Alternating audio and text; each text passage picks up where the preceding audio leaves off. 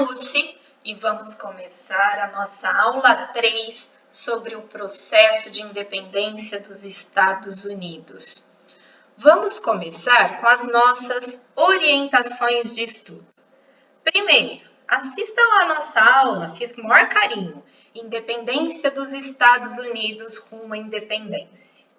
Depois, realize a leitura das páginas 160 a 163 do grupo 2. Mas dá uma olhadinha também nas palavras que vocês tiverem dúvidas. Dá uma olhadinha lá no dicionário, tá bom? Faz muita diferença para a interpretação e entendimento do contexto geral, ok? E aquela velha técnica de destacar um bocadinho as palavras ou frases, as ideias mais importantes. Essa técnica ajuda muito depois, tanto para retomar os estudos, como também na hora de fazer os exercícios, ok? E por falar neles, lá a nossa orientação 3. Desenvolva os exercícios 1, 2 e 7 das páginas 166 e 167.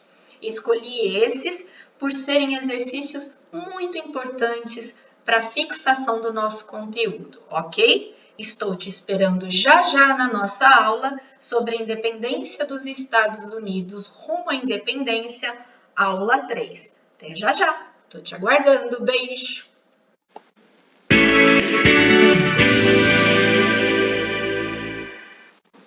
Oi, pessoal, aqui quem fala é a Lucy e estamos de volta para a nossa aula de História sobre o processo de independência dos Estados Unidos. Retomando um pouco aqui, as leis intoleráveis, assim chamadas pelos colonos, as medidas restritivas e violentas tomadas pelos ingleses após a festa do chá de Boston, lembram?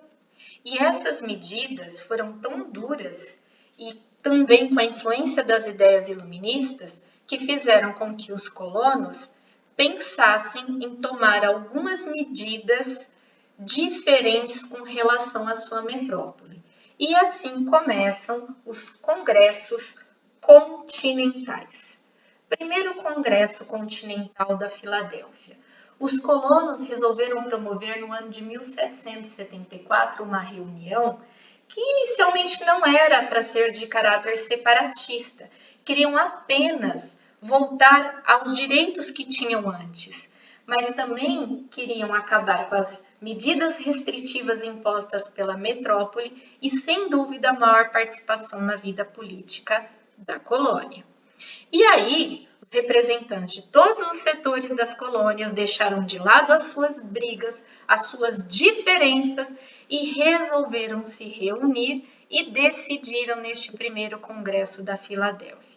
Reação aos impostos e taxações, redigiram um esboço, uma petição, um pedido ao rei George III da Inglaterra sobre todos estes termos. Resolveram também que, se no caso do rei ou dos ingleses recusarem as suas exigências, eles fariam um novo congresso.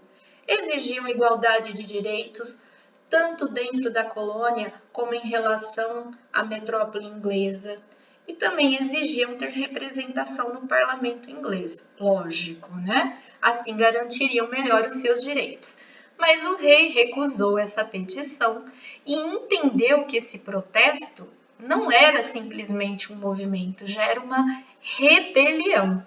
E aí, como não poderia deixar de ser, os colonos se reúnem em 1775, muito insatisfeitos com a resposta do rei inglês no segundo Congresso da Filadélfia.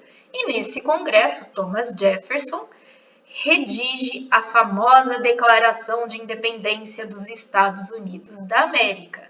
E no dia 4 de julho de 1776, é declarada a independência das 13 colônias inglesas na América. Mas, como era de se esperar mesmo, a Inglaterra não aceitou esse processo de independência e declarou guerra. Bom, vamos falar um pouco sobre esta guerra de independência. Foi uma longa guerra, tá? Entre 1775 e 1783. O chefe maior, comandante das tropas norte-americanas, foi um fazendeiro sulista, George Washington, e a Guerra de Independência dos Estados Unidos vai contar com o apoio militar tanto da França como da Espanha. Curiosidade, por que esses países europeus se interessaram em apoiar a independência de simples colônias americanas? Basicamente porque tinham interesses territoriais, econômicos, tanto na América como na Europa, mas principalmente tinha um belo tom de vingança. Não se esqueça que a Inglaterra, França e Espanha tinham se envolvido anteriormente em várias guerras. Ao final da guerra, a Inglaterra foi obrigada a aceitar a independência das 13 colônias e o surgimento de um novo país, os Estados Unidos. E aí sentaram para assinar um Tratado de Paz em Paris em 1783. Tratado este também conhecido como Tratado de Versalhes. E o que eles definiram? Que os Estados Unidos da América, nesse momento, se transformava no primeiro país, no primeiro Estado americano independente, depois da chegada dos europeus ao Novo Mundo. Detalhe, esse processo de independência das 13 colônias vai abrir portas para a independência das outras colônias, inclusive da colônia brasileira, né, que era uma colônia portuguesa. Reconhecimento inglês da independência das 13 colônias, que receberam também as terras entre os Grandes Lagos, os rios Ohio e Mississippi e os Montes Apalaches. Senegal na África, Santa Lúcia e Tobago no Caribe voltaram ao comando francês. Flórida e Minorca voltaram às mãos espanholas. A Inglaterra teve sérios prejuízos com a perda desta guerra. Mas vamos falar sobre a Constituição dos Estados Unidos, considerada a primeira Constituição iluminista. O que ela estabelecia, entre outras coisas?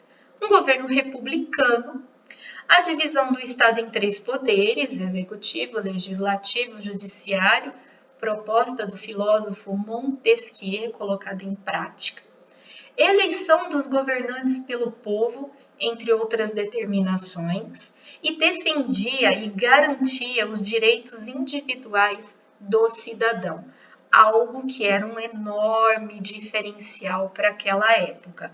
Não se esqueçam que a Constituição dos Estados Unidos vai ser base de várias outras constituições pelo mundo afora, inclusive base da Constituição mais tarde do Brasil. Agora vamos falar um pouco das consequências da independência das 13 colônias. Olha lá, tornaram-se o primeiro país a adotar as ideias iluministas na prática. Sem dúvida, essa independência fez desaparecer as 13 colônias e fez surgir uma nação, um país independente, as primeiras colônias a se tornarem independentes na história do mundo. Não libertaram seus escravos e nem se importaram com os povos indígenas da região. Isso foi uma pena, tanto na teoria como na prática.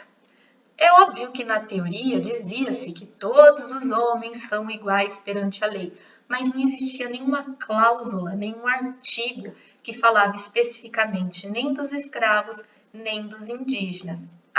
Não podemos esquecer que a questão das mulheres, os direitos ao acesso à participação política das mulheres, também não estava contemplado na Constituição. Na França, o conhecimento da tonalidade ideológica liberal tomada nas guerras de independência, ou seja, das ideias iluministas colocadas em prática, inspirou o desenvolvimento da Revolução Francesa em 1789 e, consequentemente, o processo de independência das colônias na América Latina. Os Estados Unidos foram e são considerados até hoje a primeira democracia moderna, e a República consolidou-se como uma alternativa política, No século XIX, as colônias espanholas, por exemplo, converteram-se em repúblicas após conquistarem suas independências, sendo que isso era uma novidade para a época, certo? Bom, terminamos aqui a nossa aula sobre a independência dos Estados Unidos. Espero que vocês tenham aproveitado, tenham colocado as ideias em ordem e já já eu reencontro vocês no nosso próximo assunto, a Revolução Industrial. Beijo da Lucy, até a próxima!